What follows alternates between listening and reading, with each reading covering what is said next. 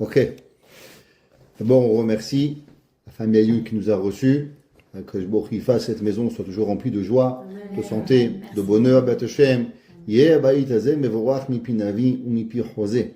Que Kadosh Baruch Hu donne la bracha dans cette maison à tous les participants dans la maison, le papa, la maman, les enfants, chacun entre eux. Que Kadosh Baruch Hu leur donne Shefa ve'Atzlacha bechol ma'aseh yadehem. On remercie toujours Léa de nous faire les belles affiches, le cours, pour pouvoir arriver et d'amener sa mamie avec elle, s'assurer qu'elle vienne. Alors comme ça, Kadosh Baruch Hu il est là et il la bénisse, Bezerah Shel Kayama, Bezrat Hashem. C'est bientôt tout Béav, alors on prie aussi pour toutes les calottes et tous les khatanim qui veulent se marier, que Kadosh Baruch Hu il leur donne tout ce qu'ils ont besoin. Le titre du cours, pourquoi Hashem nous aime? Ça a l'air une question un peu rigolote. Pourquoi Kadosh Baruch Hu il nous aime? C'est une question très importante. C'est pas ma question. Cette question a été demandée par le Ramban Nachmanide au XIIe siècle. Nachmanide il a posé cette question. Pourquoi Akadosh Baruch Hu il aime le peuple juif? Quand j'étais jeune, si j'avais demandé une question pareille, on m'aurait renvoyé de la classe, on m'aurait renvoyé de l'école. À l'époque, on n'avait pas le droit de poser de questions. Celui qui posait une question, il était renvoyé. Aujourd'hui, Baruch Hashem, on peut poser toutes les questions et on peut demander et on peut avoir qu'est-ce qu'on veut. Mais la question, elle est vraie. Pourquoi Akadosh Baruch Hu, il nous aime? Qu'est-ce que ça veut dire l'amour d'Akadosh Baruch Hu? Savoir que pour comprendre cette question, on a besoin de faire plusieurs préfaces à comprendre qu'est-ce que ça veut dire l'amour, qu'est-ce que ça veut dire le peuple juif, qu'est-ce que ça veut dire la Neshama. Et avec ça, on va essayer de pouvoir comprendre. D'abord, il faut comprendre que l'amour, aimer, fait partie intégrale du peuple juif. Tous les jours, on fait Kriyat Shema. Shema Israël, Hashem Elokeinu, Hashem Echad. Kadosh Baruch Hu, il nous demande, écoute Israël, Hashem Elokeinu, Kadosh Baruch Hu, notre Dieu. Kadosh Baruch Hu, il est unique. Il y a une mitzvah positive de la Torah. Tous les jours, il y a une mitzvah, matin et soir, les hommes en tout cas, de dire Ve'ahavta et Hashem Elokecha. Et tu devras aimer Akadosh Baruch Hu. Tous les jours, on a une mitzvah de dire cette phrase Ve'ahavta et Hashem Elokecha. C'est comme une femme, elle dit à son mari, chéri, tu m'aimes? Il dit, je t'ai dit hier. Il dit, répète-le, ça fait plaisir. Vous savez, il y a une petite blague qu'on raconte. Il y avait un jour un homme, il appelle la banque. Il dit, bonjour, c'est monsieur Crémizy. Combien j'ai en banque? Donc il lui dit, vous avez $12,90. Il rappelle 10 minutes plus tard. Il dit, excusez-moi, c'est monsieur Crémizy. Je peux savoir combien j'ai dans mon compte en banque? Il dit, vous avez $12,90. Il rappelle 3 fois, 4 fois, au bout de 10 fois, il dit, monsieur, ça fait 10 fois que vous appelez la banque. Pourquoi vous voulez savoir combien vous avez dit que moi?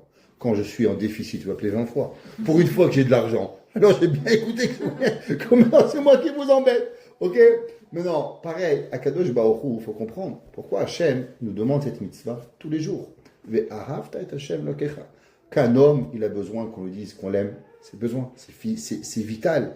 Un homme, il a besoin. Un humain, il ne peut pas juste nettoyer, je dis toujours. Pourquoi une maman, quelle différence il y a entre une maman et une femme de ménage? Mais a priori, les deux, elles cuisinent, les deux, elles nettoient, les deux, elles changent les draps, les deux, elles font.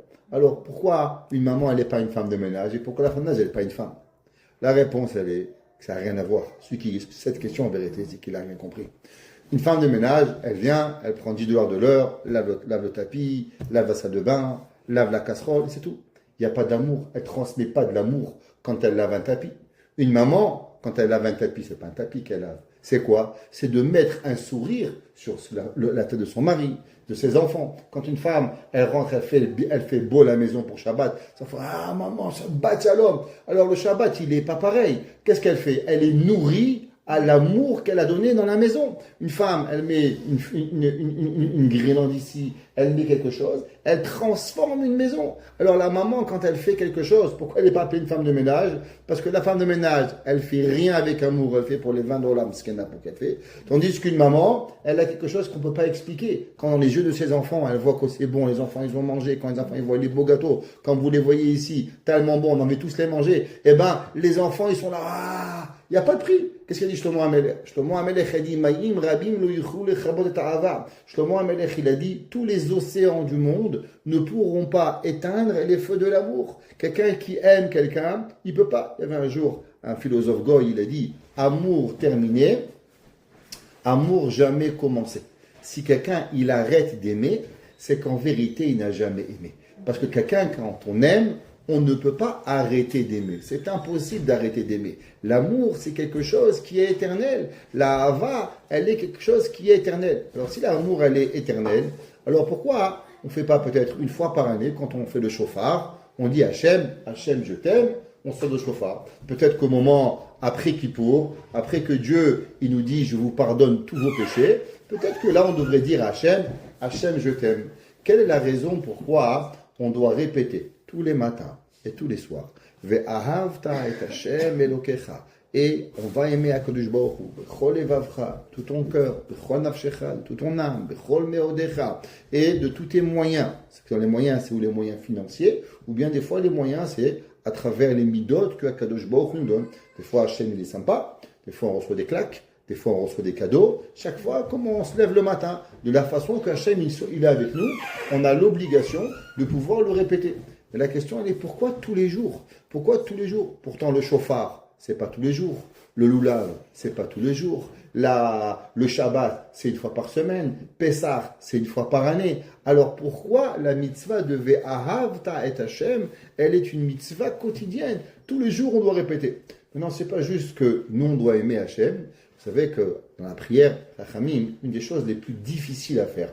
Il y a certaines choses dans la Torah qui sont pas faciles à faire. Par exemple, les interdits, c'est très facile. Dire à quelqu'un, fais pas. C'est la chose la plus facile. Pourquoi? Tu prends aucun risque. En le faisant ne pas faire, tu te mouilles pas. Permettre quelque chose, c'est la chose la plus difficile. Un grand rabbin n'est pas un rabbin qui vous interdit. C'est un rabbin qui va trouver une permission. Par exemple, pourquoi le Rav Ovadia Yosef était très connu dans la halakha? Qu'est-ce qu'il avait de grand, le Rav Ovadia Yosef? C'est quand il y avait les questions les plus difficiles, où tout le monde se mesurait à un mur, et que le non était facile de dire non, c'est fini, interdit. Par exemple, quand il y avait une femme que son mari avait disparu, ce qu'on appelle une aguna, toutes les femmes que leur mari partent à la guerre, ou que les pilotes, et qu'on n'arrive pas à retrouver le mari. La femme, elle a pris la Torah, elle était mariée hier, le mari, il a disparu, elle ne peut pas se remarier jusqu'à qu'il y ait un rabbin qui va lui permettre de trouver des permissions, comment lui permettre. Et le Rav Ovadia Yosef, avec son intelligence, sa chokhma, sa sainteté, il analysait chaque sujet pour pouvoir arriver à pouvoir retrouver comment elle retrouvait des témoignages de copains, de juifs, de non-juifs, de photos, pour pouvoir permettre cela. Permettre une aguna, c'est une des choses les plus difficiles qui existent. Il faut avoir des épaules très très larges pour pouvoir permettre.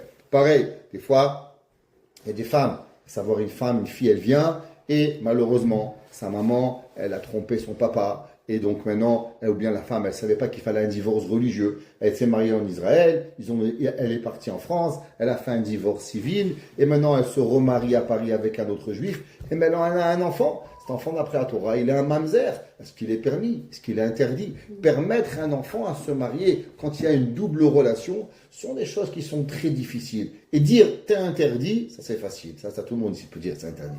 À l'inverse, venir et dire et trouver une façon comment permettre cette personne, ce garçon, cette fille à pouvoir se marier, c'est aussi quelque chose de très difficile. Pourtant, il y a une troisième chose qui est excessivement difficile et pourtant on le fait très facilement. La troisième chose, et qui fait partie des 10 commandements, c'est de dire le nom de Dieu. Vous savez, dire le nom d'Akadosh Baruch Hu, c'est quelque chose de très grave. La Torah a dit, troisième commandement, Lo tissa lachem lachav. Tu ne prononceras pas le nom de Dieu en vain. La Gemara a dit, qu'au moment où Akadosh Baruch Hu il a dit, tu ne prononceras pas le nom de Dieu en vain, tout le monde il a tremblé. Toute la terre elle a tremblé. Dire le nom d'Akadosh Baruch Hu en vain, chas v'shalom, c'est très grave. Vous savez, je ne sais pas si vous avez déjà prié chez les Ashkenazes, mais les Ashkenazim, ils commencent le matin la prière avec une chanson. Ça s'appelle Yedid Nefesh. Vous savez, c'est quoi Yedid Nefesh? Il est basé principalement sur les 4 lettres de Dieu. Ces 4 strophes, Yud, Ke, Vav et He. Pourquoi? Pour pouvoir, si peut-être durant la journée, quand on va prier, on va dire le nom d'Akadosh Baruch Hu sans penser. Vous savez que chaque fois qu'on dit le nom d'Akadosh Baruch Hu, chaque nom de Dieu, il doit, c'est une halakha, c'est pas la Kabbale, je veux dire, pas la Kabbale, halakha simple, il faut savoir à quoi vous pensez. Un gars, il dit, qu'est-ce que tu veux? Un café. Tu lui amènes du lait, parce qu'il est allergique au lait, il va mourir. Tu ne peux pas donner du lait quand il y a du café. Ou bien la personne, elle veut du lait à un enfant, tu lui donnes du café, parce qu'il vient faire une crise cardiaque, un bébé, tu ne peux pas. Il faut savoir qu'est-ce que tu donnes. Un enfant, du lait, un adulte du café, un Chinois du thé, ouais, chacun avec un Marocain, un Nana ou le Shiba, chacun avec ce qu'il a l'habitude, mais tu peux pas mélanger les affaires. Pareil, quand on prononce quelque chose, il faut savoir, quand on dit le nom d'Akadosh Baruch Hu, par exemple, le nom de Dieu, il est écrit de différentes façons. Des fois, il est écrit Aleph, Dalet, Nun, Yud. Nous, tous les noms de Dieu que l'on dit, généralement, 80%, ils sont toujours dits la même chose. A, Do, et plus loin, la syllabe Naï. Vous comprenez, je ne peux pas le dire, donc j'ai séparé. C'est comme ça qu'on le dit. Pourtant, dans les livres de prière, il faut savoir qu'il n'est pas toujours écrit comme ça. Des fois, il est écrit Aleph, Dalet, Nun, Yud. Des fois, il est écrit Yud, Ke, Vav, Ke. C'est pas pareil. Nous, on le prononce toujours la même chose, parce que le seul qui avait le droit de le dire la façon qu'il est écrit, c'est le Kohen Gadol. Le Kohen Gadol, le jour de Yom HaKippurim, lui, il avait le droit de dire le nom d'Akadosh Baruch Hu comme il est écrit dans le Sidour. Mais nous, on n'a pas le droit de le dire. On doit toujours dire non à Do Shem. C'est la seule façon qu'on a le droit à Akadosh Baruch Hu, qui veut dire notre maître. Le Kohen Gadol, dans le Kodesh HaKodashim, dans le Saint des Saints, et aussi au moment où il faisait le service, lui, il avait le droit de dire le nom d'Akadosh Baruch Hu. Mais pourtant, même quand vous dites le nom d'Hachem, des différentes façons, toujours la même chose, mais comment elle est écrite, il faut avoir une pensée différente. Exemple, quand le nom d'Hachem est écrit, Aleph, Dalet, Nun, Yud, qui veut dire A, Do, plus loin, Naï. Qu'est-ce que ça veut dire? Ça veut dire notre maître. Généralement, on doit avoir une kavana, Adon, Akol, maître de tout. Dieu qui dirige tout. Kadosh Baruch Hu dirige tout ce qu'on est ici ce soir. Vous croyez que c'est vous qui avez décidé de venir? C'est Akadosh Baruch Hu qui a choisi qui, que, quoi, où, quand, comment. Adon Akol. Akadosh Baruch Hu qui choisit. Si vous croyez qu'on est ici ce soir, c'est madame, elle voulait nous inviter une fois, les enfants ils dormaient pas, ils revenaient. Et pourquoi ce soir Hachem il a fait, devait être dimanche, c'était annulé hier. Hachem a décidé que ce soir, on va venir ici. Pourquoi ce soir et pourquoi pas demain, pourquoi pas hier? Je suis pas le bon Dieu, je sais pas. Mais je peux vous dire qu'Akadosh Baruch Hu, il a donné Akadosh Baruch Hu, il avait décidé que ça allait être ce soir et maintenant et à 8 heures. Et on commencerait pas à 8 heures. On raconte, un jour dans un mariage, et le khatan était très nerveux, mesquin. C'était un jeune khatan, il avait 19 ans, la kala elle avait 18 ans, il crevait de peur. Alors, il sort là-bas comme ça, il voulait lui mettre là-bas comme ça, et il tremblait comme ça. Je pensais qu'il avait la sclérose en plaques, le pauvre. Tellement il tremblait les khatan. Alors, il voulait lui mettre là-bas comme ça, et bam, la bague elle est tombée par terre. Alors, la belle-mère a été marocaine. Ah, il ne faut pas les marier. Alors, il reprend la bague comme ça. Il veut lui remettre, mais il retremble tellement, il retombe la bague une deuxième fois. Et encore une troisième fois, il tombe la bague. Alors, à la fin, le rabbin dit, vous inquiétez pas, il n'y a pas de mauvais signe. Akadosh Baruch Hu, quand on se marie, qu'est-ce qu'on dit? Beshara, Tova ou Mustafa. Au bon moment, avec de la chance. Il manquait quelques secondes avant que ce soit le bon moment pour se marier. Des fois, on doit attendre. Beshara, Tova. C'est pas arrivé. Par exemple, on sait qu'à la Brit Mila, des fois, il y a du retard à la Brit Mila. Pourquoi? Parce que qui c'est qui vient à la Brit Mila? Il est à Wanavi. Des fois, il est à Paris. Des fois, il est à New York. Il faut laisser de venir. Alors, il faut qu'il puisse venir. Alors, on attend un petit peu de retard pour qu'il puisse arriver. Alors, que veut dire Adoshem? Adon Hakol. Ça veut dire Akadosh Baruch Hu, qui est le maître de tout. Quand on dit le nom Yud Ke Vav Ke, qu'est-ce que ça veut dire Yud Ke Vav Ke? Principalement, la racine du mot veut dire Hava, Havaya. C'est quoi Havaya? Ça vient du mot d'abord Rové, qui veut dire présent. Mais Akadosh Baruch Hu, il n'est pas seulement présent maintenant. Hachem, il est présent dans le passé. Hachem, il est présent dans le présent. Et Hachem, il est présent dans le futur. Qu'est-ce que ça veut dire qu'on peut être présent dans le passé, dans le présent et dans le futur? Parce qu'Akadosh Baruch Hu, il n'a pas de passé, présent et futur. Akadosh Baruch Hu, il est unilatéral et omniprésent. Akadosh Baruch Hu. Donc, qu'est-ce qu'on doit penser quand vous dites le nom Havaya? Quand vous voyez Yud, Ke, Vav, Ke. Par exemple, prenez votre sidour. Baruch Ata Hashem. Elokeinu melech haolam borei peri haetz. Comment on écrit Hashem? Yud, Ke, Vav, Ke. Il faut dire Baruch Ata. C'est quoi Baruch Ata? Source de bénédiction. Pas on bénit Dieu. Parce que vous ne pouvez pas bénir Dieu. Ni vous, ni moi. Les gens disent, je te bénis Dieu. On n'est pas Rabbi Jacob. Rabbi Jacob, il vous bénit. On n'est pas Rabbi Jacob. Que veut dire Baruch Ata? C'est une traduction chrétienne de dire, je te bénis Dieu. C'est faux. Baruch Ata, c'est source de bénédiction.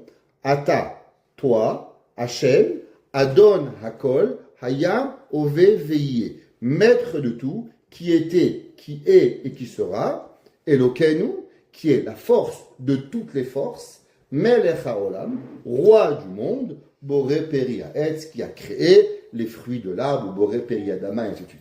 Donc chaque mot que vous dites, il doit avoir quelque chose.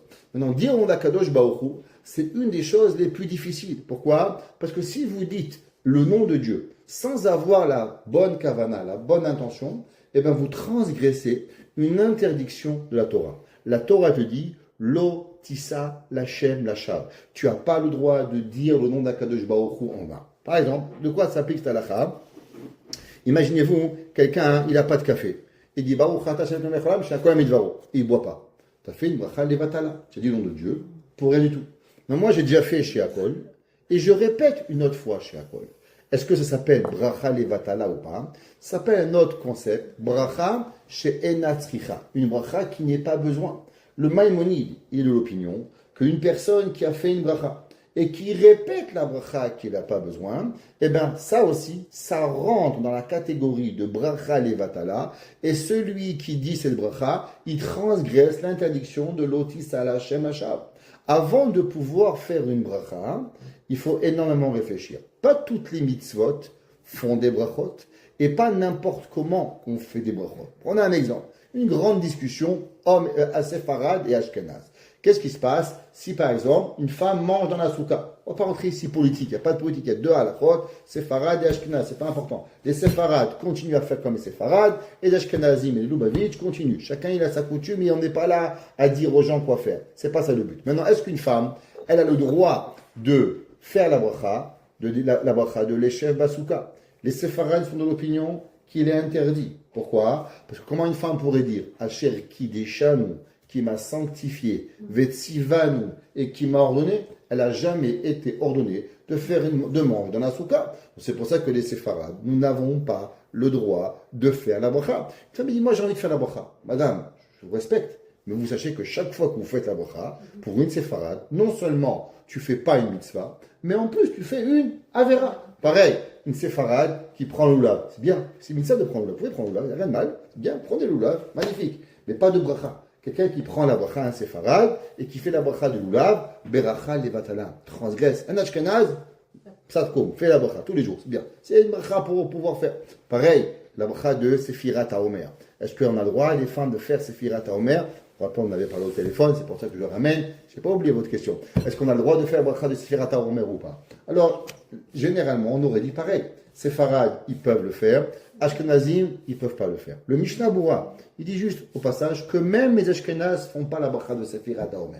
Il dit pourquoi? Il dit parce que les hommes, ils vont à la synagogue tous les soirs. Alors, ils peuvent se rappeler de faire la bracha 49 soirs. Les mamans Baruch Hashem, les enfants, déjà se rappeler qu'est-ce qu'ils doivent faire les boîtes à linge, les enfants ont déjà oublié. Alors, faire la bracha de Sefirat HaOmer, ouais, il dit le Shulchan Aruch, le Mishnah Bura, que c'est très difficile que pendant 40 jours, les femmes, elles vont se rappeler, et c'est pour ça que c'est très facile à eux qui vont arriver à oublier, et donc elles vont compter 20 jours, 21 jours, 30 jours, 33 jours, après elles vont oublier, et d'après beaucoup d'opinions, si vous ratez une journée, eh bien les 30 jours que vous avez fait, elles deviennent bracha levatala. C'est pour ça que le Mishnah Bura dit que les femmes, même les Ashkenazes, ne doivent pas faire de bracha.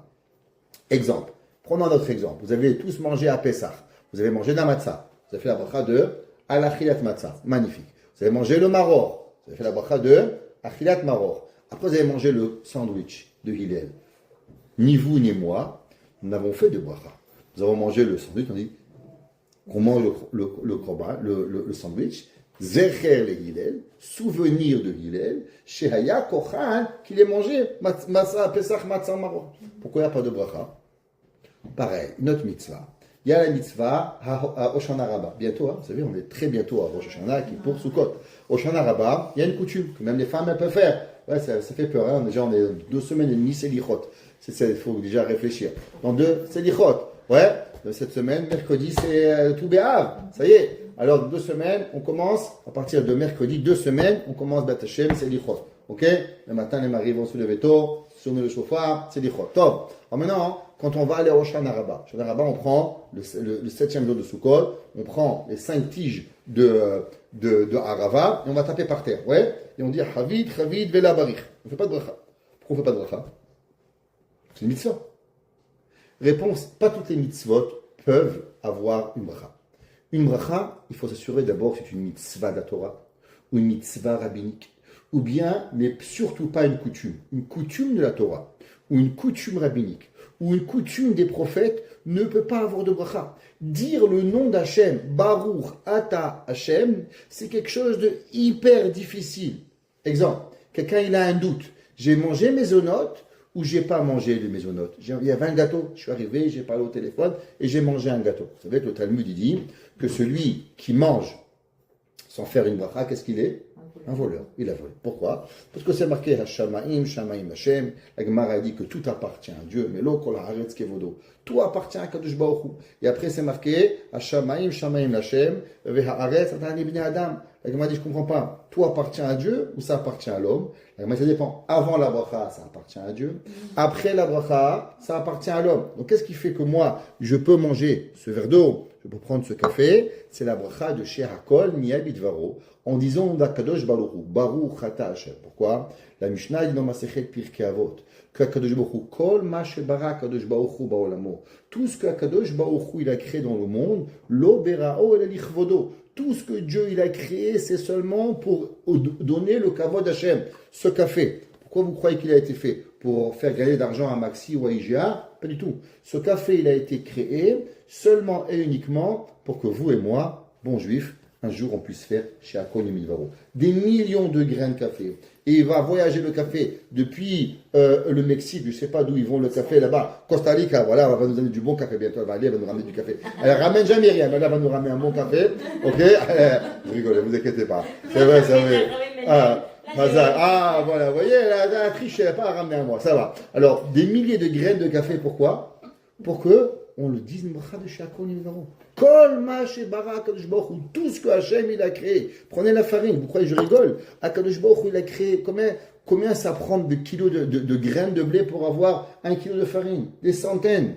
Toutes ces graines de blé, pourquoi? Pour qu'un juif il peut dire, Boré mini maisonot, Amotzi lechem minaret, c'est pas moi. Kol ma, tout ce qu'Akadosh Baruch Hu il a créé, l'obera, elle a lichvodo pour Akadosh Baruch Hu. Pourtant un homme s'il a un doute, est-ce qu'il a fait la bracha ou il n'a pas fait la bracha? Quelle est la halakha? La halakha, c'est qu'il ne fait pas la bracha. Je ne comprends pas. Tu peux être appelé un voleur, tu vas blasphémer à Kadosh Baruch Hu. Comment tu ne fais pas de bracha? Réponse, elle est, dire une bracha, c'est une des choses les plus difficiles qu'il y a. Prenez un exemple. Toutes les femmes, elles ont une mitzvah. Ouais. Il n'y a que 2 qui peuvent faire cette mitzvah. Les femmes et les convertis. Les femmes, tous les mois, elles vont au mikveh. Elles disent la bracha, Asher Kideshanu Bemilta Vetzivanu Al Hatevila. Un converti ou une convertie, quand elle se convertit ou il se convertit, elle fait la bracha à la Tevila. Moi, j'ai jamais fait cette bracha de ma vie. Pourquoi? Parce qu'aujourd'hui, il n'y a pas de mitzvah d'aller au mikveh pour un homme. Il y a des coutumes, on va tous les jours, on va tous les rêves Shabbat, tous les hommes, et rêve Pessah, et rêve Shavuot, et rêve Sukkot. Et pourtant, on fera jamais la bracha. Mais pourquoi pas? Le nom d'Akadosh Baruch Hu, dire le nom de Dieu, c'est pas quelque chose de simple. C'est une des choses les plus difficiles qui existent. Prenez une halakha. Vous mettez, madame, elle met les perruques. Pourquoi vous ne faites pas une bracha tous les matins? Hachel kideshanu bemitzvota vetzivanu al kisui rosh. Pourquoi vous ne faites pas une bracha? Pourtant, vous accomplissez une mitzvah de Torah, de vous couvrir la tête. Pourquoi moi, je fais une bracha sur mes tzitzit tous les jours? Hachel kideshanu bemitzvota vetzivanu al mitzvah tzitzit. Et pourquoi vous ne faites pas une bracha quand vous vous couvrez la tête? Pourquoi on ne fait pas une bracha quand on fait la tzedaka? Exemple, quelqu'un qui vient chez vous, vous demande l'aumône. Vous ouvrez la porte, vous rentrez la main dans votre poche. Baruch ata Hashem Elokeinu melech haolam asher kivnu tzivanu al mitzvat chesed. Mitzvah tzedaka. Pourquoi pas? Votre amie, elle vous demande, s'il te plaît, tu veux me faire des chalots, tu es fatigué du Shabbat. Ça n'arrive pas? Ça arrive. Au Hashem, maman qui accouche, on a des amis qui sont là, papa qui arrive, on a des invités qui sont arrivés à la dernière minute. Ça arrive, au Hashem, on a une maison, on a un coup, on se retrouve, on devait être 2 des fois. Un dit, moi, tiens, à la maison, ce soir, j'ai un couple qui est arrivé de Ottawa. Un jour, ma femme et moi, on était tout seul à la maison. On était tout seul à la maison. À la fin, le Shabbat, on était 30. Comment, je vous promets. Elle appelle après-midi, tu es seul. Ah, j'ai un couple d'Ottawa. Ah, j'ai un. Elle a fait, je 30 personnes. Heureusement qu'on est des Marocains. Heureusement qu'on est séfarades, qu'on a de quoi manger, nourrir. Comment ils auraient fait un ashkenaz? Ils auraient tous crevé de faim. Ok? Mais pourquoi on n'aurait pas fait cette bracha? Asher Kideshanu Vetzivanu al mitzvah chesed. C'est une mitzvah de Torah. J'ai accompli une mitzvah de chesed. Alors pourquoi il n'y a pas une bracha? Pas toutes les mitzvahs de bracha. Je vais donner 2 explications que vous pensez que je ne connais pas. Une des raisons pourquoi on ne dit pas Shvat Tzedaka, c'est pour ne pas embarrasser l'autre. Parce que imaginez-vous que l'autre, il devrait, quand il tend la main, on lui donne la bracha, il va avoir la honte. La plus belle mitzvah, c'est de donner le chesed en cachette. Alors, pour qu'on ne pas vexer la personne, c'est pour ça qu'on ne fait pas la bracha. Par rapport à la perruque, pourquoi les femmes, elles doivent pas faire de bracha? Il y a plusieurs réponses. Une des réponses, que vous savez que les brachot, elles doivent toujours être faites avant de faire la mitzvah. Et maintenant, comment vous allez faire la bracha avant d'avoir une tête couverte? Mais avant une tête couverte, vous pouvez faire la bracha. Donc, puisque vous ne pouvez pas faire la bracha avant, alors automatiquement, c'est pour ça qu'il n'y a pas de bracha. Il y a seulement 2 mitzvot qu'on fait la bracha après, que vous sachiez. C'est récemment, vous apprenez quelque chose à halakha. La première fois, c'est le mikvé. Vous faites les convertis. Quand vous allez au mikvé, Beth Hashem, vous allez au mikvé, et après, vous faites la bracha. Pourquoi? Parce qu'après, vous n'êtes pas juif. On ne peut pas dire Asher qui des chanou bemitzot aveti, mais non, il t'a pas ordonné. Donc c'est pour ça que la fois où les convertis font la bracha du mikvé, comment ils la font? D'abord ils se trempent au mikvé, et après qu'ils sortent du mikvé, ils font la bracha. Pourquoi? Parce qu'avant ils ne sont pas juifs. On t'a pas ordonné d'être juif, donc tu ne peux pas faire la bracha.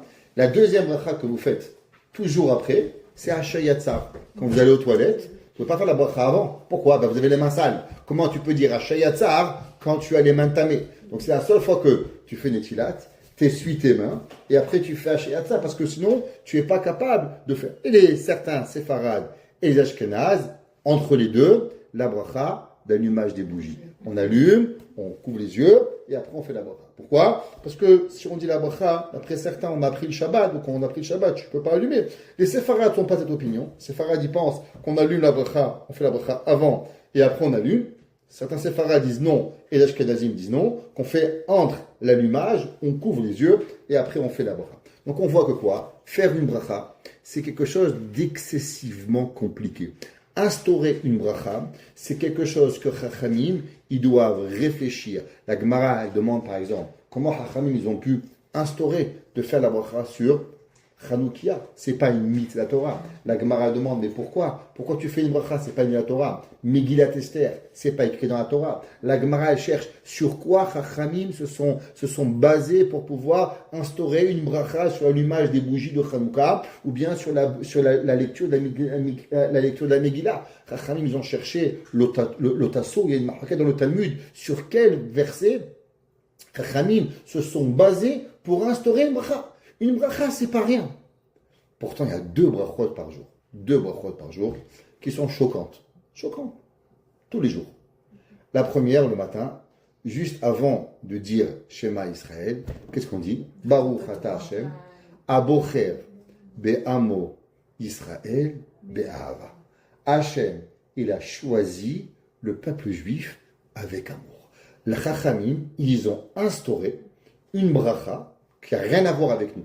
Nous, on n'a rien à voir avec ça. C'est qu'on dit, le nom de Dieu, que Dieu nous a choisis avec amour. Toujours les brachot, généralement, c'est quelque chose qui a à voir avec nous.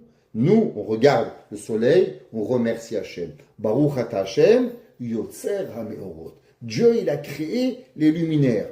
Baruch she'amar, melech meulal batish brachot. Le roi qui est louangé. On remercie Akadosh Baruch Hu. On demande l'intelligence. Qu'est-ce qu'on fait la Shemona Esrei? De quoi elle parle? Les 6 premières brachot de la Shemona Esrei, les 3 premières, elles parlent de la grandeur d'Akadosh Baruch Hu.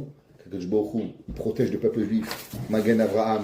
Après, Akadosh Baruch Hu, il nous refait vivre tous les jours. Tous les soirs, on est mort, mais Chayim Etim, Dieu nous redonne la vie. Après, Akadosh Baruch Hu, il a créé la sainteté dans le monde, qui est El Akadosh. Après qu'on a un peu d'intelligence, on prie à Dieu. Il y a des gens, les pauvres, ils sont bêtes. Qu'est-ce qu'on dit à Hachem? Chonenadat. Pardonne-nous, selach lanu, refaïnu, guéris-nous, regarde notre souffrance. Tout ça, je comprends. Toutes ces brachot, elles ont à voir avec nous, qu'on a quelque chose. Après, on demande à Kadosh Baruch Hu, la parnassa, mais varech hashanim, donne-nous, tekabe shofar, ramène le Mashiach. Et après, les 6 autres brachot, elles vont nous parler de la reconstruction de Jérusalem. Mais pourquoi on a instauré une bracha? Pour nous dire que Hachem nous aime. En quoi nous, on a le droit de dire Baruch ata Hachem, qui soit source de bénédiction à Kadosh Baruch Hu, à Bocher Be'amo Israël, qui a choisi le peuple juif, Be'ahava, avec amour. Je vais même vous dire, demandez plus. Si on avait dit qu'une fois, J'aurais dit, ça va, c'est pas grave. Hein. Mais le problème, c'est que Dieu, il s'est pas arrêté là. Le soir, qu'est-ce qu'on dit encore une fois? Baruch ata Hashem, ohev et amo Israël. Qu'Hashem item. Je comprends pas. 2 fois par jour. Il y a des dizaines de mitzvot que vous faites tous les jours et que vous n'avez pas le droit de faire une bracha. Pourquoi? Parce que faire une bracha, c'est transgresser l'interdit, Hazé Shalom, de l'outil Hashem Hashav. Et pourtant, 2 fois par jour, on nous a instauré une bracha qui n'a rien à voir avec nous. Nous dire que Kadosh Baruch Hu nous a. Je m'aurais une question. Imaginez-vous qu'à chaque fois que vous devriez dire à votre femme que vous l'aimez, Baruch ata Hashem Elokeinu melech haolam, ohev et ishti. Ne me dis plus, c'est trop compliqué. Ok? Chaque fois, tu vas dire à ta femme, elle va pas. Ouais, pourtant, c'est ce que vous dites. C'est simple. Chaque fois que Hashem il vous dit, je vous t'aime, je t'aime le matin, je t'aime le soir, Hashem il fait une bracha. Vous voudrez se poser la question, pourquoi on dit 2 fois? Vous savez, vous étudiez le matin, une bracha, ça s'arrête là. Toute la journée. Pourtant, vous ne répétez pas la bracha le matin et le soir. Qu'Hachem il vous aime, vous répétez la bracha le matin et le soir. Si vous ne mangez pas assez de pain, vous ne faites pas d'Yakat Amazon. Mais on dit 2 fois par jour, Akadosh Baruch Hu, il vous aime. Hachem, il t'a choisi par amour. Le mot dans la Torah, c'est pas rien. Chaque mot qu'Akadosh Baruch Hu nous donne. Vous savez que si vous lisez un peu les Kitvei du Harizal, chaque bracha, elle a des permutations de noms d'Akadosh Baruch Hu qu'il faut réfléchir. Quelle bracha on fait, comment on fait, qu'est-ce que ça veut dire, Yud, Ke, Vav, Ke, quand est-ce qu'on pense au Yud, au He, au Vav, des pages entières pour comprendre une bracha.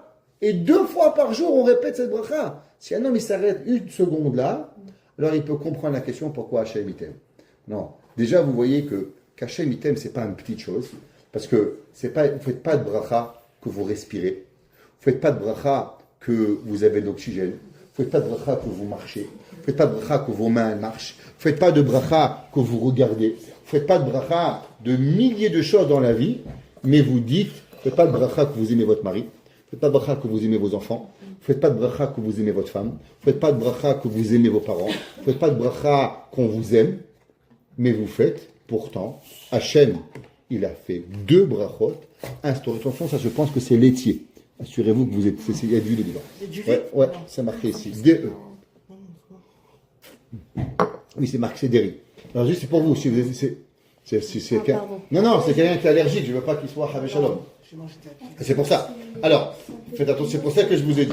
Alors, pourquoi il y a cette bracha qu'on voit que on dit à 2 fois à Kadosh Baruch Hu. Pour comprendre la suite du coup, il faut comprendre d'abord une petite Hagdama, notre préface. Les gens ils pensent que le monde, ça marche. On se lève le matin, qu'est-ce qu'on fait aujourd'hui? Je sais pas, je vais à la piscine, je vais au tennis. Bon, je vais à la piscine. Non, aujourd'hui je vais pas à la piscine. Le monde c'est pas ça. Aujourd'hui, je suis allée à la piscine. Tu as vu? J'avais raison. Baruch Hashem, avec la chaise, elle était noire ou verte? Ah, je ne savais pas. Mais en tout cas, la bouée était quelle couleur? Il y avait Rose. pas de bouée. Ah, il n'y a pas de bouée. Ok. Alors, la question, elle est, est-ce que c'est quoi le monde? Les gens, ils pensent que le monde, ici, sur Terre, je mange, je bois, je dors, c'est une suite d'événements. Il faut comprendre qu'en vérité, tout le monde, depuis la création du monde, le monde où l'on vit, il s'appelle Olam Hatikun, le monde de la réparation. Il faut comprendre ça, que l'homme ne peut pas avancer s'il ne comprend pas qu'en vérité, le monde, il est seulement une étincelle, la personne, l'homme, la femme, peu importe dans la génération où l'on vit, on est seulement une partie infime d'un puzzle énorme qui s'appelle le monde. Le monde, d'un côté, c'est vous, parce que je ne sais pas si vous avez déjà fait un puzzle de 2000, 3000 morceaux. La pire des choses qui va vous rendre fou, c'est quoi? C'est qu'on perd toujours le dernier morceau. Ok? Et vous cherchez sous le tapis, et vous deux. Mais ça va, t'as fait 2999 morceaux. Je dis oui, mais je n'ai pas fait le dernier, il est manquant. Alors il faut comprendre que d'un côté, l'homme il est tout. C'est comme ce puzzle. Si te manque un morceau, c'est imparfait. Ouais, Kadosh Baruch Hu, c'est l'Hashtemut. Hachem il est parfait. Mais de l'autre côté, tu n'es qu'un morceau dans le puzzle. Quand tu as les 3000, 10 000 puzzles, tu as l'air de rien, tu peux en prendre 10, tu crois que ça ne va rien servir. Mais quand tu arrives à la fin, il t'en manque un à gauche, un à droite, un en bas, un au milieu. C'est moche. Ah, le puzzle, il ne sert plus à rien. À quoi tu as perdu? Tu as dû faire une photo de je ne sais pas qui, ben, il te manque la tête de quelqu'un. D'ailleurs, j'étais chez quelqu'un pendant Shabbat, c'était magnifique. Ils ont fait avec les enfants une photo de famille incroyable. Et après, ils l'ont fait en puzzle. Ils l'ont amené dans une photo et ils l'ont fait en puzzle. Et chacun, il a reçu un partenaire. En tout cas, c'était magnifique de voir chacun a fait sa famille. Après les 10 puzzles, ils ont fait un énorme puzzle qui était toute la famille réunie ensemble, des centaines de personnes. Baruch Hashem. Alors, mais vous comprenez, si on manque la tête de David, la tête de Rachel, tu as tué plein de personnes ici. Donc d'un côté, on est tous importants, parce qu'on est un morceau du puzzle. Mais de l'autre côté, on n'est rien. Parce que dans 10 000 morceaux, dans 20 000 morceaux, rien. Non, imaginez-vous, c'est pas 10 000. Vous comprenez que le monde, il y a 8 milliards d'êtres humains. Et tous les jours, ça naît, ça mort. Donc vous faites partie d'un système qui est incroyable. Donc vous n'êtes rien, mais vous êtes tout. Donc ce concept-là, qu'en vérité, on n'est rien, mais on est tout. Mais d'autre côté, il faut comprendre aussi que l'homme, il est souvent, il pense, il a un égocentrisme incroyable. C'est que l'homme, il veut, et il croit que le monde lui doit tout. Plus l'homme, il croit que le monde lui doit, et plus l'homme, il est persuadé qu'on me doit, et j'ai des droits, et quand j'ai droit, donc je veux. Alors l'homme, il va être triste. L'homme, il va pas pouvoir avancer dans sa vie. La première chose que le Ramchal nous apprend, c'est Échavé. La première question qu'on apprend aux enfants, depuis qu'on est petit dans notre vie, dans le monde juif, la première chose qu'on vous apprend, c'est une seule chose. Pourquoi tu es venu sur terre? Première question. Pourquoi Akadosh Baruch Hu il t'a créé? Qu'est-ce que tu es venu faire ici-bas? Si une personne elle croit qu'il y a un singe, il y a un gorille, il y a une chèvre, il y a un chameau, il y a un hippopotame et il y a moi, skin, va au zoo mon frère. Au zoo là-bas on regarde des hippopotames. Moi, je ne suis pas un hippopotame. Ok? Il y a une raison très particulière pourquoi on est créé, pourquoi on doit avancer, qu'est-ce que l'on doit faire. Énormément de personnes, ils se posent des questions. Pourquoi il m'arrive telle chose? Pourquoi il m'arrive telle chose? D'abord, il faut savoir que 99,999999999% de toutes ces questions, vous ne pourrez jamais recevoir aucune des réponses. Pourquoi? Parce que on est dans un monde, on est 99% d'entre nous, on est des Gilgoulim. Et donc on est venu d'abord réparer une fois, 2 fois, 3 fois, 4 fois, pour pouvoir réparer des choses. Et donc automatiquement, cette réparation que l'on est là, on ne peut pas comprendre pourquoi lui il a et moi j'ai pas. Pourquoi lui il est riche et moi je suis pauvre. Pourquoi lui il est en bonne santé et moi je suis malade. Pourquoi l'autre il est maigre et moi je suis gros. Pourquoi l'autre il est petit et moi je suis grand. Pourquoi l'autre il est comme ça. Chacun de nous, il a tellement de questions qu'il peut se demander. Et penser que je vais arriver, pourquoi, c'est parce qu'au début tu penses que tu es tout le monde. Mais si tu comprends qu'en vérité tu n'es pas le monde, en vérité tu fais partie seulement d'un système, que ce système-là il est que Akadosh Baruch Hu. La Gemara a dit que Moshe Rabbeinu, le grand Moshe Rabbeinu, il n'y a pas plus grand que Moshe Rabbeinu, il a demandé à Akadosh Baruch Hu, Ar'eni na et kevodecha. Je veux comprendre comment ça fonctionne le monde. Je veux comprendre pourquoi lui il habite à Montréal à -30 et je veux comprendre pourquoi l'autre il habite à Miami au soleil. Tant qu'à s'embêter, on s'embête au soleil sous les palmiers. Pourquoi? Qu'est-ce que j'ai à faire? Pourquoi il a dit c'est pas tes problèmes, ça c'est moi qui gère, c'est ma vie. Pourquoi lui il est riche, pourquoi lui il est pauvre, pourquoi lui il est mignon, pourquoi lui il est moche, pourquoi lui il est comme ça, pourquoi lui il a, pourquoi lui il a pas. Qu'est-ce qu'il y a? Toutes ces questions, d'abord il faut comprendre que la personne elle peut pas les avoir. Je vais vous dire plus que ça, et j'ai dit souvent, plus vous demandez pourquoi, et plus vous mettez votre vie en danger. Alors je vais vous dire, j'étais un jour, pourquoi je dis votre vie en danger, je vais vous le dire. J'étais un jour avec quelqu'un que j'apprécie énormément, et on est parti voir le rabbi de Tosh. Et cette personne avait une vraie difficulté. Alors, elle demandait au rabbi, pourquoi? Le rabbi lui a dit, je vais te dire qu'est-ce que mon père, donc, ce rabbi présent, il a dit que ce que son père, le rabbi de Tosh, lui a dit, il lui a dit que des fois la question est tellement grande que Béhémet, pourquoi? Et l'homme il a le droit de savoir.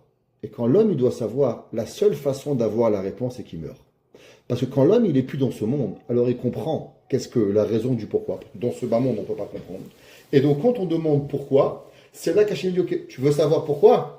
Pas de problème. Tu sais qu'est-ce qui va t'arriver? On va t'enlever de la vie. on va t'amener au paradis. Et au paradis, tu vas comprendre. Ça veut dire que dans ce bas monde, on ne peut pas toujours comprendre. Ceux qui veulent tout comprendre, eh bien souvent, la vie, elle s'arrête. Elle arrête. Pourquoi? Parce que la vie, elle n'est pas faite. Pourquoi un gars à 30 ans, il a une voiture, il a une maison, et en train de 50 ans, il est en train de travailler encore à frotter le parterre? Qu'est-ce que tu comprends? Je ne sais pas pourquoi. Je ne connais pas. Je n'ai pas la réponse. Et celui qui croit qu'il va avoir les réponses, il va à 200 à l'heure dans un mur. Il faut comprendre que ça, on ne peut pas. C'est pour ça qu'Akadosh Baruch Hu, en vérité, la première et la seule et unique chose que Akadosh Baruch Hu nous a demandé, c'est quoi? Vous savez, on a expliqué ce Mama Chazal. On va le répéter parce que c'est très important. La Gemara, elle nous apprend dans la Sechet Yeruvin. La Gemara nous dit qu'il y avait une discussion entre Shammai et Hillel, à savoir, est-ce qu'il est bien à l'homme d'avoir été créé ou il est préférable à l'homme de ne pas avoir été créé? Tov la Adam Shenivra, ou Tov la Adam Shelo Nivra. Quand on regarde l'homme, du monde regarde, imagine-toi, est-ce que c'est préférable que tu n'as pas été créé, que tu restes chez Dieu en tant qu'âme, ou bien l'inverse, c'est préférable que tu viens sur terre, que tu fais les mitzvot et recevoir l'olam haba. Shammai et Hillel, ils ont discuté de ça pendant 30 mois. 30 mois, imaginez-vous, les deux grands rabbins à terre, 30 mois de discussion. À la fin, leur conclusion est arrivée de quoi? Tov la Adam shelo nivra. Il était préférable à l'homme que l'homme n'ait pas été créé. En vérité, l'homme, il n'est pas créé. Le Maharsha, un autre grand maître, Shmuel Eliezer Adish, il demande, je ne comprends pas, comment on peut dire qu'il est préférable à l'homme de ne pas avoir été créé après que Dieu t'a créé? Si on croit que tout ce qu'Akadosh Baruch Hu fait, c'est pour le bien. Donc si tout ce qu'Hachem il fait, c'est pour le bien. Donc après qu'Hachem t'a créé, c'est obligatoirement que c'est bien d'être créé. Parce que si Hachem il penserait qu'il n'est pas bien que tu as été créé, alors pourquoi Akadosh Baruch Hu t'a créé? Du fait qu'Hachem t'a créé, alors ça veut dire qu'Hachem il aurait dû te créer. Ce qu'on appelle la preuve à l'absurde. À partir du moment où tu as été créé, et qu'Akadosh Baruch Hu c'est lui qui a décidé de te créer, obligatoirement ça veut dire qu'il est bien l'homme qu'il a été créé. Alors comment Shammai et Hillel, ils sont arrivés à la conclusion qu'il est préférable que l'homme ne soit pas créé? On sait que demande le Maharsha. Explique le Maharsha la réponse suivante. Il dit en vérité, si vous regardez la Gemara dit comme ça, Nimnu vegamo, ils ont compté et ils sont conclués qu'il est préférable à l'homme de ne pas avoir été créé. Qu'est-ce que ça veut dire? Il dit le Maharsha qu'en vérité, il y a deux choses. Dépend comment on regarde l'homme. Dans la Torah, il y a 613 mitzvot, 248 mitzvot positives, 365 mitzvot négatifs. Quand vous n'êtes pas créé, si un homme il n'est pas créé, combien de mitzvot il accomplit tout de suite? 365. Parce que les 365 négatives, obligatoirement, tu les accomplis. Tu voles pas, tu tues pas, tu mens pas, tu fais pas la shonara. Donc, dès que tu n'es pas créé, sans faire rien, ton âme, elle accomplit automatiquement les 365 mitzvot négatives. Maintenant, qu'est-ce qui te manque? Il te manque les 248 mitzvot positives. Donc, le problème, il est que quoi? C'est est-ce que ça vaut la peine d'être créé par rapport aux 248, mais en risquant quoi? Les 365 mitzvot négatives.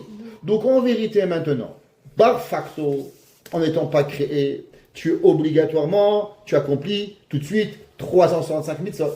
Mais maintenant, quand tu vas être créé, donc c'est vrai que tu peux accomplir 248 mitzvot positifs, mais de l'autre côté, qu'est-ce que tu risques de faire? De transgresser les 365 mitzvot négatives. Alors, comment ça marche? C'est pour ça que Shammai et ils ont dit mathématiquement, c'est préférable que l'homme ne soit pas créé. Mais la question, elle est, mais comment c'est possible? Mais si Hachem t'a créé, ça veut dire qu'Akadosh Baruch Hu il veut que tu sois créé. Ça veut dire qu'il est préférable au nôtre créé. Parce qu'Akadosh Baruch Hu ne nous a pas créé pour nous punir. Hachem nous a créé pourquoi? Hachem nous a créé pour nous donner du bien. Akadosh Baruch Hu il a Olam Chesed Ibané. Akadosh Baruch Hu il est rempli de bonté. Et la raison pourquoi Akadosh Baruch Hu il fait tout ce qu'il fait dans le monde, c'est seulement pour faire du bien. Donc si c'est seulement pourquoi Akadosh Baruch Hu il a créé pour le bien, alors pourquoi Akadosh Baruch Hu nous a créé en prenant le risque qu'on va transgresser plus de mitzvot que d'en accomplir? Dieu l'aurait dû peut-être accomplir moins de mitzvot, moins d'interdits. Comme ça au moins on risquerait moins grand. La réponse, c'est une question très très très forte. Si on me réfléchit, un jour on pourra en parler en longueur, mais la question est très profonde et l'expliquer. Il dit le Maharsha la chose suivante. Si vous regardez la Torah, il y a une grande question. Combien de mitzvot Dieu a donné à l'homme? Non, que 2 mitzvot. Moshe Rabbeinu m'a enseigné 611 mitzvot. Comment Hachem, vous savez qu'il y a 613 mitzvot dans la Torah? Oh, voilà, c'est mes cours. Ça, j'apprends tous les jours. Il y a une seule preuve dans la Torah qui a 613 mitzvot. Une seule. Pas 10. Torah Tziva Lanu Moshe. Moshe a enseigné Torah. La valeur numérique du mot Torah, c'est combien? 611. Plus les deux commandements divins, Anochi et Elohim, 611 plus 2, 613. Sachez, tout le monde est d'accord qu'il y a 613 mitzvot. Pourtant, il y a plein de discussions, c'est quoi les 613 mitzvot? Mais il n'y a qu'une seule preuve, pas 10. Vous pouvez dans la rue demander à 1000 rabbins, sur 1000, il y en a peut-être 900 qui ne vont pas savoir. Demandez-leur, d'où vous savez qu'il y a 613 mitzvot? Une preuve, pas 10. Torah, Tziva, Lanu, Moshe. Rappelez-vous, c'est une chose qu'il faut apprendre. J'apprends ça, ça fait 30 ans, Baruch Hashem. Mes élèves, elles ont appris. Je crois que le premier cours à Beth Yaakov, vous vous rappelez, ça qu'on avait appris à séminaire, on a appris. Premier cours, on leur apprend. Chaque année, première cours, je leur apprends 613 mitzvot. Maintenant, pourquoi Hachem, il a donné que Anochi Elohim? Pourquoi Dieu n'a pas appris les autres mitzvot? Pourquoi Dieu, il a choisi d'enseigner ces deux mitzvot, Anochi Hachem Elohim? Le Maharsha, il dit, parce qu'en vérité, il faut comprendre. Je donne toujours le même exemple. Un homme, il se marie avec une femme. Ouais, oh Hachem, marié. Non, Hachem, bientôt. Hachem, marié, va être marié, elle a des enfants, bon Hachem, elle est mariée, je vous souhaite à tous, marié, Hachem, bientôt, chacun de vous marier. Qu'est-ce qu'on vous fait? On vous marie. Il y a un homme, il vient, il vous fera une demande en mariage. En Amérique, ça s'appelle la demande. Moi, je ne savais pas ça quand je me suis marié. Moi, j'ai regardé ma femme, je lui ai proposé, elle m'a regardé, elle m'a dit, j'ai pas compris là, tu peux répéter là. Moi, je ne savais pas qu'il fallait faire la demande, les ballons et tout, tout mérite. J'ai appris là, mon fils, il m'a fait faire une demande de mariage. Il m'a tué là, après l'après-midi entière sous le soleil, j'ai failli mourir. J'ai failli cuire au soleil. Il m'a fait mettre des ballons et tout. Je dis, ta mère, elle est gentille parce que moi, la pauvre, j'ai fait le petit coup de ce que je lui ai pas fait à ta mère. En tout cas, et les fleurs, et les roses, cramées sous le soleil, comme ça, j'ai failli mourir. Je vous promets, à 45 degrés, je crois, et moi et mon fils, on a failli cramer. En tout cas, c'est pas grave, un gentil papa, je l'ai fait. Alors, je ne savais pas qu'il fallait faire une demande. Tu vois, une demande, tu veux être ma femme, qu'on avance dans la vie. Maintenant, le reste, c'est qu'on lui demande une question. Dis-moi, tu m'es avec moi, dis-moi, tu veux me marier. Super. Elle est tout gentille, elle dit merci beaucoup, top, marié. Se marier le lendemain, le mari, il faut cuisiner, il faut nettoyer, il faut laver. C'est pas partie de mon contrat. Tu m'as demandé une chose, tu veux me marier. Tu n'as pas demandé laver le linge, tu n'as pas demandé nettoyer, repasser. C'est pas écrit dans le contrat, non? Là, en réalité, vous arnaquez votre mari. Elle est avocate. Julia, elle va faire des contrats de mariage maintenant. Attention, tu veux te marier, je t'explique. Il faut faire ça. Combien de temps tu vas cuisiner, combien de temps tu fais, combien tu fais. Et pour toi, c'est une arnaque. Pourquoi le mari, il demande qu'une phrase? Il faut qu'il dise, attends, je t'explique, c'est pour le mariage. À partir de maintenant, tu dors plus. À partir de maintenant, tu manges plus. À partir de maintenant, tu m'écoutes. À partir de maintenant, tu as ça. Non, et le bébé, et les couches, et le ciel. Mais c'est pas juste. Elle rigole. Elle dit, c'est pas vrai ou pas, madame? C'est vrai? Alors pourquoi le mari, c'est un menteur? Et pourquoi on tombe tous dans le même panneau? Ouais. Pourquoi on répète encore? Il n'y a pas un qui est intelligent qui dit, il faut faire un contrat de mariage. La réponse, elle est simple. C'est qu'en vérité, qu'est-ce que c'est un mariage? Un mariage, c'est pas un contrat. Quand on fait un travail, si je vous engage chez moi dans mon compagnie, c'est quoi ma tâche? C'est quoi la tâche qu'on va faire? Alors voilà, à quelle heure il faut que j'arrive, à quelle heure il faut que je sors, à quelle heure il faut que je fasse, qu'est-ce que c'est mon rôle, qu'est-ce que c'est pas mon rôle? Oui, en France, ils appellent ça les PTT. Petit travail tranquille, ils sont là, ils rentrent, ils sortent, ils font des choses minimales. Ah, ça c'est pas ma tâche, ça c'est pas mon travail, c'est pas fait. Ouais, c'est pourquoi? Parce qu'ils ont une tâche. Normalement, quand on engage quelqu'un, c'est bien d'avoir des tâches définies, parce qu'au moins tu sais qu'est-ce qu'il a à faire. Mais de l'autre côté, vous savez qu'est-ce que c'est des tâches? Ça tue la compagnie. Pourquoi? Parce que le gars, il fait seulement pourquoi il a été engagé. Ni plus, ni moins. Alors comme ça, il dit, moi, j'ai rempli ma tâche, au revoir. Non, un mariage, c'est quoi? Un mariage, c'est pas un contrat de tâche. Un mariage, c'est deux personnes qui vont se dire je t'aime et qui vont vouloir vivre une vie d'amour. Et dans cette vie d'amour, qu'est-ce que ça veut dire? Ben, je sais pas. Tout ce qu'il faut faire. Tout ce qu'il y a à faire pour pouvoir être heureux. C'est être marié. C'est quoi le mariage? Le mariage, c'est deux personnes qui vont se dire, à partir de maintenant, tout ce qu'il y a à faire pour que tu sois heureux, madame, ou que tu sois heureux, monsieur, eh bien on va le faire. Si monsieur, il doit acheter des fleurs tous les vendredis, il doit se casser la tête, madame, elle doit faire, c'est pas important. Pourquoi? Parce que le but, c'est quoi? Le but, c'est une seule et unique chose. C'est que le mariage, le monsieur et la madame, ils sont heureux. Qu'est-ce que tu as à faire? Je sais pas. Je dois m'assurer, prends-le à papa, le plus gros, tiens. Tu lui donnes et tu lui dis merci. Alors, arriver à donner à la personne la chose qu'il a besoin pour pouvoir arriver. Il dit le marcha, c'est pour ça que Akadosh Baruch Hu, il a demandé une seule chose au peuple juif. C'est quoi la mitzvah qu'on a? Dieu l'a dit en vérité, je veux une seule chose, que je suis votre Dieu. Maintenant, le reste, c'est facile.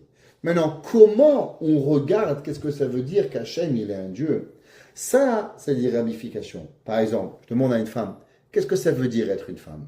Elle va dire, il faut avoir des enfants, il faut avoir un souper pour les enfants, il faut les écouter, il faut supporter son mari quand il a de la fièvre, il croit qu'il va mourir pendant 40 heures. Ok? C'est vrai que chacun est là. Et une femme, alors il faut lui donner un cadeau, il ne faut pas oublier la date de mariage.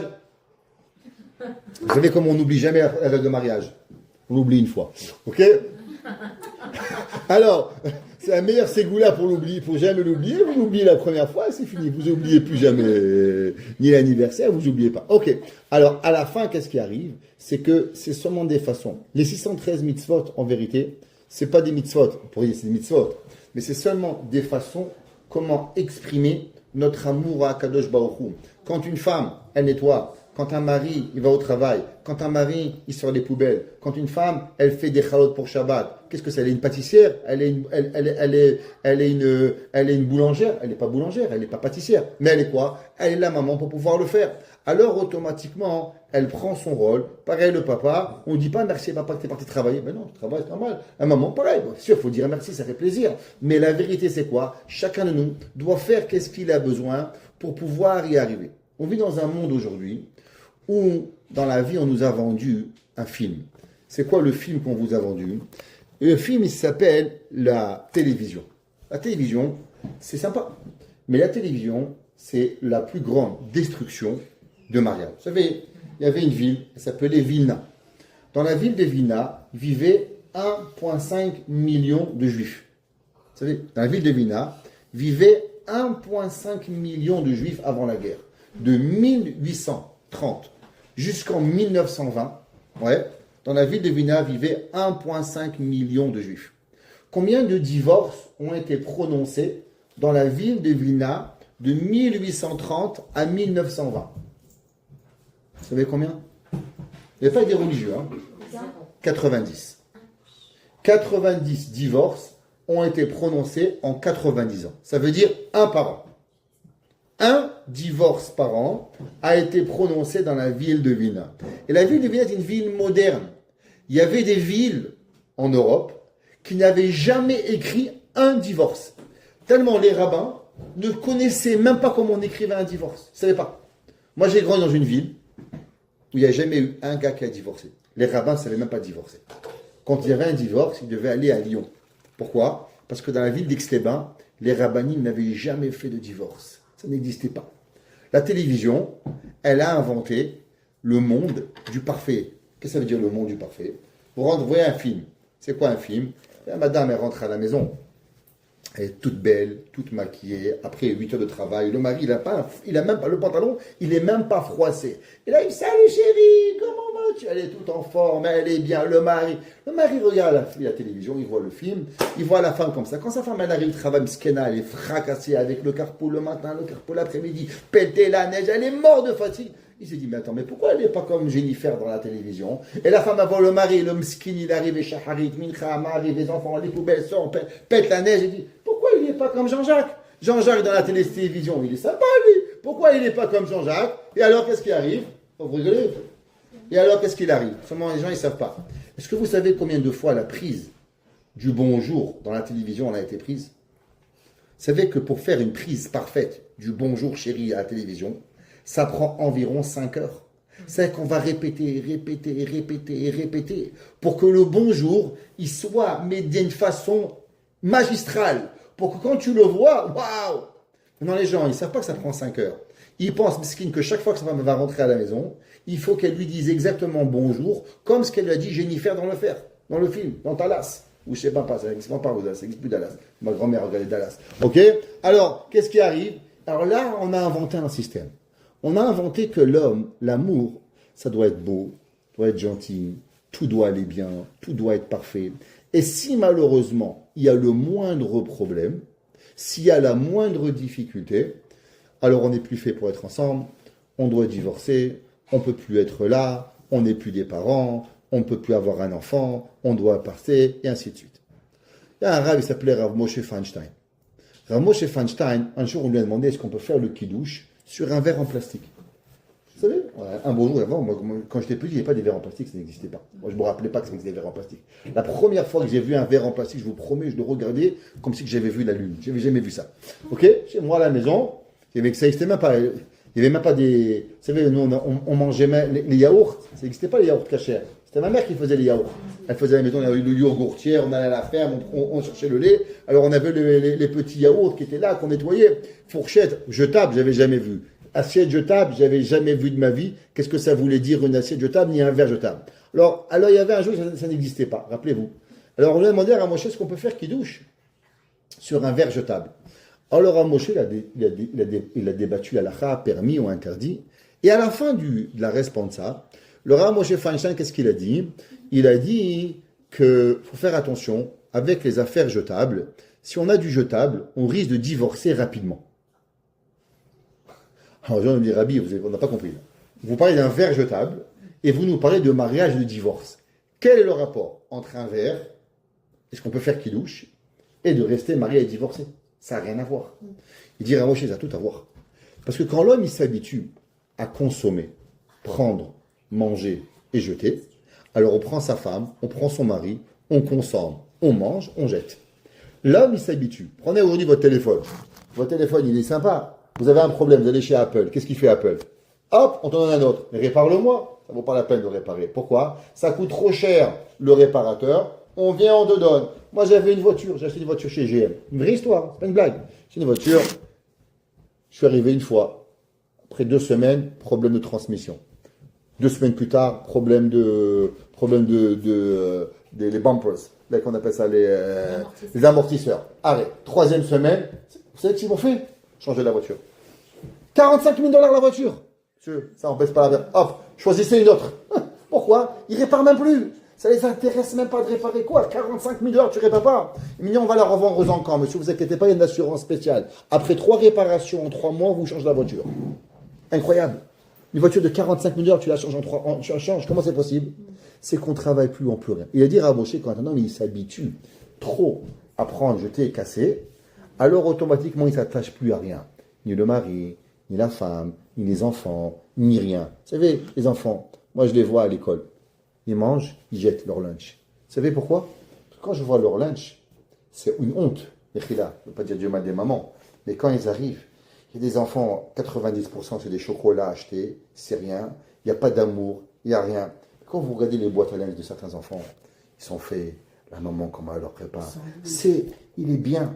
Ben, ce sandwich, l'enfant il le mange. Pourquoi? Parce que comment la maman elle lui a préparé avec amour, qu'est-ce qu'elle lui a donné, comment elle lui a fait, il est mangé. Tu prépares, c'est bon, c'est amoureux, c'est affectif, ton fils il le mange, tu as mis 2 secondes pour pouvoir le préparer. Un jour, j'étais avec ma femme à une pizzeria. Il y avait une femme devant nous au téléphone. Elle parlait avec sa copine. Et d'un coup, il y a ses enfants qui arrivent et disent attends, je dois servir le lunch à mes enfants.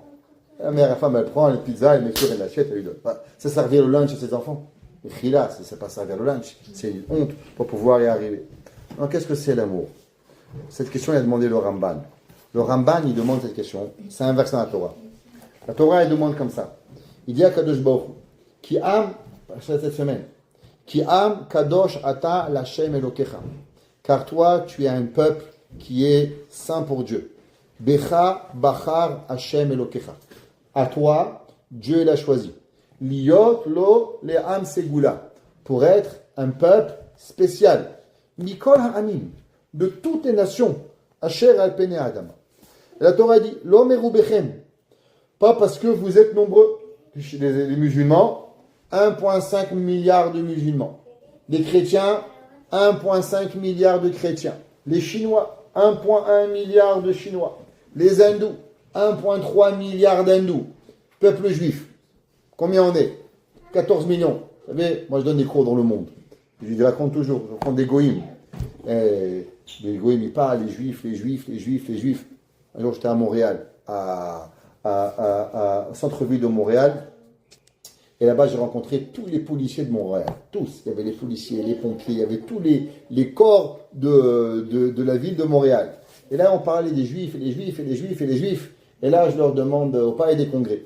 Là, je demande, est-ce que vous savez combien il y a de juifs dans le monde? 500 millions. Le deuxième. Non, tu rigoles ou quoi? 1 milliard. Le deuxième, mais non, 2 milliards de juifs. Je dis, vous savez quoi? Prenez votre téléphone et regardez votre téléphone. Combien il y a de juifs dans le monde? Il y a une erreur sur Google, il me dit. Je dis, pourquoi? Il me dit, il n'y a que 14 millions, il dit. Je pense qu'il y a une erreur, il veut dire qu'il y a 14 millions à Montréal. Je savais qu'il n'y a que 4 millions d'habitants dans toute l'île de Montréal. Il n'y a même pas 14 millions dans Montréal, il n'y a même pas 14 millions au Québec. Comment tu veux qu'il y ait 14 millions de juifs au Québec? Ils ne savent même pas qu'il n'y a que 14 millions de juifs. Ils ne comprennent même pas. Et pourtant, les gens, ils sont persuadés. La Torah, elle vous dit, garantie, le peuple juif sera jamais le peuple le plus nombreux. Dieu, il dit, Lo merubechem, pas parce que vous êtes nombreux. Mikol ha'amim, chashak Hashem bachem. Akadosh Baruch Hu, il vous a choisi. Vaïfrar bachem. Hashem vous a choisi. Ki atem, car vous, ham'at mikol ha'amim. Vous êtes le plus petit peuple du monde. Même les Canadiens, ils sont tout petits, ils sont 40 millions. Et nous, on n'est que 14 millions. On n'est rien du tout. Qui met ahavat Hashem etrem, car Dieu, il vous a aimé. Ou meshamero, et il vous garde. Attachez-vous à Shenishba la avotechem. Le Ramban, il demande. Et il dit, Ki me avat Hashem bachar bachem. Shera'a etrem re'uyim le'it ahev. Le Ramban, il dit, la question, pourquoi Dieu vous aime? Pourquoi Dieu nous aime? On n'est pas riche, on n'est pas puissant, c'est pas vrai, on ne contrôle pas le monde, on n'est pas des milliards, on n'a pas une terre qui a du pétrole, on n'a pas du gaz, on n'a rien. Les musulmans, ils ont le pétrole, les Canadiens, ils ont de l'or, ils ont du bois, l'Amérique, elle a du blé, la France, elle a je sais pas quoi. Qu'est-ce que nous avons? L'Afrique, elle a plein de diamants. Qu'est-ce que nous avons? Réfléchissez. Pourquoi Hachem nous aime? Il dit le Ramban, Re'uyim le'itahev lefanav, venifcharim le'ahava, et on a été choisi par amour, yoter mikol ha'amim, plus que toute nation. Et là le Ramban il pose la question. Velo izkir basé ta'am rak habichira. Et Dieu n'a pas écrit la raison qui nous a choisis. Pourquoi Hachem nous aime? La question, je vais demander la question. Pourquoi Hachem nous aime? C'est la question de Nachmanide au XIIe siècle. Pourquoi Hachem aime le peuple juif? Qui a nifrar leoev. Écoutez, qu'est-ce qu'il dit le Ramban? Qu'est-ce que ça veut dire aimer? Les gens ils disent je t'aime, je t'aime, je t'aime, je t'aime. Qu'est-ce que ça veut dire aimer? Comment vous savez si vous aimez quelqu'un? Il dit le Ramban. Qui a nifrar leoev. Parce que celui qui choisit d'aimer, Ayodea, qui sait, l'isbol, supporter, et ohavo, de son bien-aimé, Mikol Abba Alav Mimenu. Traduction. Le Ramban il dit, est-ce que vous savez quelle est la définition d'amour? La définition d'amour, c'est une seule chose. Est-ce que vous êtes capable de supporter la difficulté de celui que vous aimez? En un mot, si quelqu'un vous l'aimez, et dès qu'il fait un problème, vous le larguez, c'est que vous ne l'aimez pas. Qu'est-ce que ça veut dire aimer? Dit le Ramban, quand quelqu'un il a une difficulté, quand quelqu'un il a un problème, à la place de se sauver, on le garde. J'ai toujours raconté cette histoire magnifique que j'ai écoutée d'une nurse, c'est ce qu'on appelle ça. Une infirmière. J'oublie mon français. Voilà, une infirmière. Il y avait un jour une infirmière. Elle a vu un homme travailler dans un hospice de vieux. Et elle a vu un homme, il venait tous les jours s'occuper d'une vieille femme. Et il l'a maquillée, et il l'a habillée, et il l'a coiffée, et il lui a mangé le matin. Et après, il la mettait, et il s'occupait de l'après-midi, et il s'occupait d'elle le soir. Il la mettait en pyjama. Et comme ça, jour après jour, pendant des semaines. Un beau jour, elle est venue voir l'infirmière et elle lui dit, c'est votre femme? Elle lui a dit oui. Il dit, qu'est-ce qu'elle a, madame? Elle dit, madame, elle a Alzheimer. Il dit, elle se rappelle de vous? Elle lui a dit non. Il dit alors pourquoi vous venez tous les jours s'occuper d'elle? Mais elle va pas savoir, elle se rappelle de rien. Et elle lui a dit c'est vrai, elle m'a oublié, mais moi je ne l'ai pas oublié. Qu'est-ce que ça veut dire l'amour? Il dit le Ramban. Pourquoi? Qu'est-ce que ça veut dire aimer? Il dit le Ramban, aimer, c'est quand tu es capable de supporter l'autre. Quand tu dis je te supporte plus, c'est parce que tu l'aimes plus. Parce que quand tu l'aimes, alors automatiquement, qu'est-ce que ça veut dire?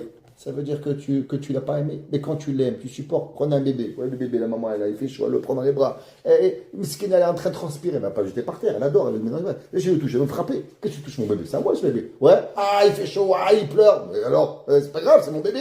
Je l'aime. Pas s'occuper de lui. Oui. Et il dit, le Ramban. Ve Israël, re'uyim lekach mikol am. Le peuple juif, il a cette capacité, plus que toutes les nations du monde. Comme c'est marqué dans la Gemara dans le Talmud en Betsa, Shelosha Azimhem, il y a 3 choses qui ont de l'effronterie. Israël Baumot, et le peuple juif dans les nations. Pourquoi? Ki Amdu lo benisienot. Vous savez qu'est-ce qui se passe, le peuple juif? 2000 ans d'exil, 2000 ans de casse-tête, 2000 ans qu'on nous pourchasse et pour pouvoir qu'on amène la Torah, qu'on arrête. Mais qu'est-ce que le peuple juif il a décidé de faire? Il dit le Ramban, O Yehudi, O Tsalouv. À travers les millénaires, vous savez qu'est-ce qu'on va demander au peuple juif? Une question. Est-ce que tu veux être juif ou tu veux être pendu? Être sur la croix. Et qu'est-ce que nous avons choisi à travers les millénaires? Être juif. Il dit le Nachmanide, tu sais pourquoi Dieu il t'aime? Parce que dans nous, il y a un amour inconditionnel envers Dieu.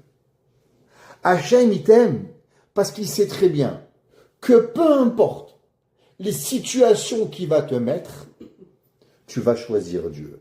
Vechashak bachem. Et Hachem, il vous a choisi. Et il vous a choyé. Ba'avur avotechem sheigia inyanam ashenishba lahem.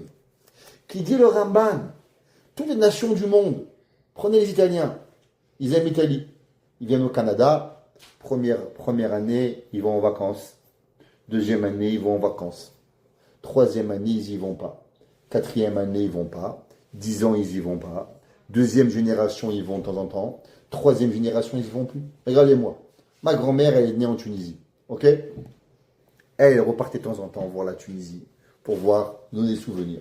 Mon père, il n'est jamais parti. Moi, vous me dites que je suis tunisien, je vais vous frapper. Je n'ai rien à voir avec les Tunisiens. Moi. Je ne suis pas musulman, je ne suis pas africain. Le jour, je me rappelle que j'ai entendu que la Tunisie c'était en Afrique, j'ai failli m'évanouir. Je me rappelle quand un jour, j'étais à l'école, j'avais 7 ans, et on m'a dit, t'es africain. Je dis, moi? Il m'a dit, mais oui, la Tunisie c'est en Afrique noire, en Afrique du Nord. J'ai failli mourir. Moi, je suis un Africain, mais je ne suis pas noir. Qu'est-ce que tu fais chez moi? Je suis pas un Africain. J'arrivais même pas à imaginer que j'étais africain. Ouais. Tellement, ça n'arrive pas chez moi. Et oui, où est passé tout ça? Vous comprenez que c'est rien. Il n'y a rien du tout. Les Italiens, ils ont oublié l'Italie. Les Mexicains, ils ont oublié le Mexique. Ils ne veulent pas qu'on est Mexicain. Dis un Mexicain, t'es un Mexicain, il se fâche. Dis un Noir, t'es un Africain, il veut te tuer. Et pourtant, nous, ça fait 2000 ans qu'on nous rappelle qu'on est juifs. On dit merci beaucoup. Merci beaucoup. Je ne comprends pas. Le monde entier, il pense qu'on lui dit d'où tu viens, il est insulté. Et nous, tous les jours, qu'est-ce qu'on pense? On ne pense pas au Canada. On ne pense pas à la mer. On n'a qu'un seul rêve. C'est quoi notre rêve? Que Dieu et le Beth Amikdash y reviennent et qu'on repart à Jérusalem. Après 2000 ans. Il dit le Ramban, tu sais pourquoi Dieu il t'aime? Parce que tu as un amour dans toi qui est quelque chose qui est inexplicable dans le monde entier. Pourquoi on a 2 brachot par jour? Baruch ata Hashem abocher ba'amo Israël. On a dit au départ qu'on ne fait pas des brachot pour les autres. Pourquoi on fait une bracha vers Hashem? C'est Dieu qui donne la bracha. Non. Parce qu'en vérité, quand on dit abocher ba'amo Israël be'ava, que Dieu t'a choisi par amour, parce qu'en vérité, on déclare l'amour que nous avons envers Akadosh Baruch Hu. Pourquoi Hachem nous a choisis? Parce que Hachem, il savait que dans nous, nous avons cette capacité de l'aimer à l'inconditionnalité.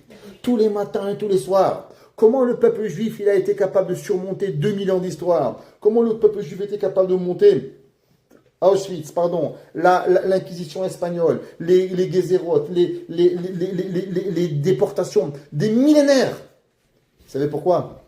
Parce que tous les jours on a répété. Parce qu'Hachem, tu m'as choisi par amour. Parce que notre amour envers toi, elle est inébranlable. On aime Hachem. Et du fait qu'on aime Akadosh Baruch Hu, alors c'est pour ça qu'Akadosh Baruch Hu nous a choisis. Parce qu'on a une capacité à l'intérieur de nous de pouvoir accepter sans juger. Toute personne dans le monde, quoi qu'il arrive, il est toujours en train de juger. Pourquoi tu me fais? Pourquoi? Et pourquoi moi? Et pourquoi moi? Et pourquoi moi? Et pourquoi moi? Oui, c'est vrai. En anglais, vous savez, ils ont dit pourquoi ils ont inventé le Z. Parce que toujours le dernier, l'Y, il disait why. Il y a ok, Z, Y, Z, ça va. Why, Z, ok. Comme ça ne sera pas le dernier. Toujours dire pourquoi je suis le dernier? Why, Z, ok, nous, le peuple juif, on n'a pas demandé pourquoi nous. Pourquoi nous qu'on est frappés? Pourquoi on a des mitzvot? Pourquoi nous on a? On n'a pas demandé pourquoi. Nous, on a accepté avec amour où est-ce qu'on est. Et puisqu'on a cette force de pouvoir accepter, sans remettre en question la réalité d'Akadosh Baruch Hu, c'est pour ça qu'Akadosh Baruch Hu nous aime. Et c'est pour ça que tous les jours, avant de dire à Dieu Ve'ahavta et Hashem Elokecha, Akadosh Baruch Hu il veut nous rappeler, n'oubliez pas que c'est pour ça que je vous aime, mes enfants. Vous savez pourquoi je vous aime? Parce que vous allez dire Ve'ahavta et Hashem Elokecha. Un homme, une femme, qu'à la première difficulté, elle se sauve, c'est qu'elle n'aime pas. Une personne qu'à la première difficulté, en français, ils disent celui qui veut tuer son chien, il dit qu'il a la rage. Dès que tu veux trouver une raison pour te sauver, tu te sauves. C'est pour ça qu'il a dit Ramoshe Feinstein, quand on jette des verres, on apprend à tout jeter. On jette son mari, on jette sa femme, on jette ses enfants, on jette son travail, on jette tout dans la vie. Mais celui qui apprend à attraper, celui qui apprend à décider, c'est vrai, la vie, c'est pas facile. Être juif, c'est pas facile.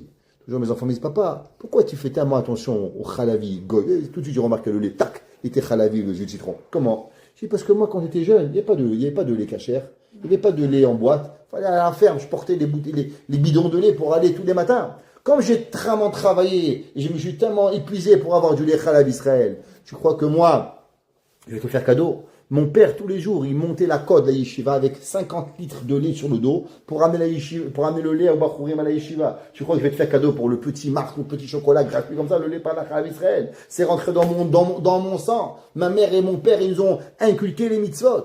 C'est mon père, ma mère, mon grand-père, ma grand-mère, mon arrière-grand-père, jusqu'à Avraham Avinu. D'où il provient cet amour inconditionnel? Avraham, Dieu, il dit, prends ton fils, tu veux? Prends, je te tue mon fils, qu'est-ce que tu veux? Qu'est-ce que tu veux que je te fasse à Kadosh Baruch Hu? Du fait qu'on arrive à aimer sans juger, sans poser de questions, c'est pour ça que Kadosh Baruch Hu, il nous aime. Et on doit savoir que c'est vrai qu'on a le droit de demander des questions, mais une question qu'on ne doit jamais demander, c'est pourquoi? Parce que pourquoi, ça veut dire qu'on ne fait pas confiance. Akadosh Baruch Hu, la première mitzvah et la seule mitzvah qu'il m'a demandé, c'est de lui faire confiance. Anochi Hashem, je suis ton Dieu, et je sais ce qui est bien. Et quoi qu'il arrive, on fait partie de ce puzzle énorme, de milliards de morceaux, qui chaque morceau est important, mais en soi-même il n'est pas. Et on sait que Akadosh Baruch Hu, il sait quand commencer par les côtés, quand commencer par les couleurs, quand commencer par les fleurs, quand commencer par cela. Et nous, on fait partie de ce puzzle, et on doit être là. Et à la fin de tout, on doit savoir juste une seule chose, qu'Akadosh Baruch Hu, il avait toutes les nations du monde, et qu'Akadosh Baruch Hu nous a choisis. Parce que notre force, elle est de savoir qu'Akadosh Baruch Hu, il est avec nous. Et on est là pour lui. Et qu'on est là pour nous. Alors ensemble, Akadosh Baruch Hu, qui bechar, Akadosh Baruch Hu, c'est là qu'Akadosh Baruch Hu nous a choisis. Et avec cet amour qu'on a envers lui, alors on espère qu'avec 1958 ans, et je pense qu'on a assez pris de claques, qu'il a enfin arrivé le temps que Mashiach il arrive, qu'ensemble on se retrouve à Yerushalayim, Yemei Rabbi Amenu. Amen.